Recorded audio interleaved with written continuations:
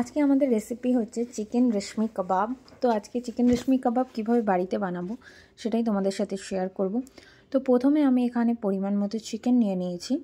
এখানে আমার মোটামুটি 350 গ্রাম 350-400 মতো চিকেন আছে, গ্রাম মতো চিকেন আছে। তো আমি প্রথমেই চিকেনটাকে ম্যারিনেশনের জন্য ইউজ করছি লেবুর রস। লেবুর রসটা তোমরা ডিরেক্ট এরকম লেবু চিপড়েও দিতে পারো, বা আগে থেকে যদি রস করে রাখো, মানে লেবু থেকে আগেই রস বার করে নিয়ে সেখান থেকে চামচে করেও ইউজ করতে পারো।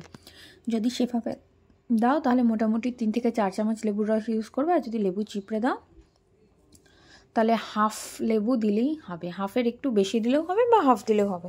সেটা ডিপেন্ড করছে মাংসের সাইজের ওপর, মাংসের পিসগুলো কেমন কাটা আছে।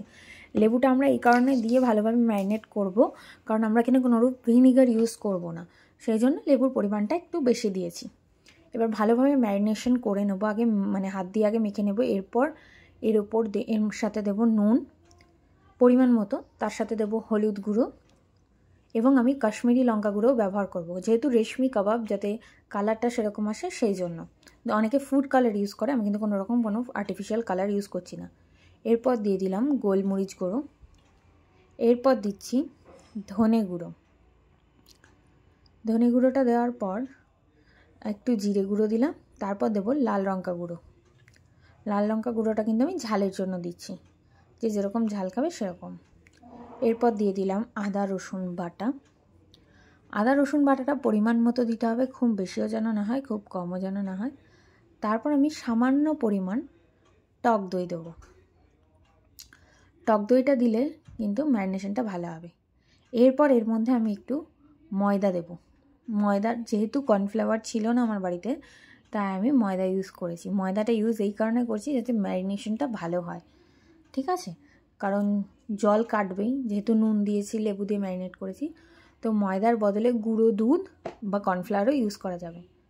তারপর শেষে একটু রিফাইন অয়েল দিয়ে, রিফাইন অয়েলটা একটু বেশি করেই দিতে হবে, আমি এখানে 3 চামচ মতো রিফাইন অয়েল ইউজ করেছি। দিয়ে তারপর মাংসটাকে আবার ম্যারিনেট করে রেখে দিতে হবে। এবার মাঝখানটা ফাঁকা করে একটা বাটিতে আমি কাগজকে একটু আগুনে পুড়িয়ে দিয়ে জ্বলন্ত অবস্থায় ওর মধ্যে ঘি দিয়ে এটাকে কভার করে নিয়েছি।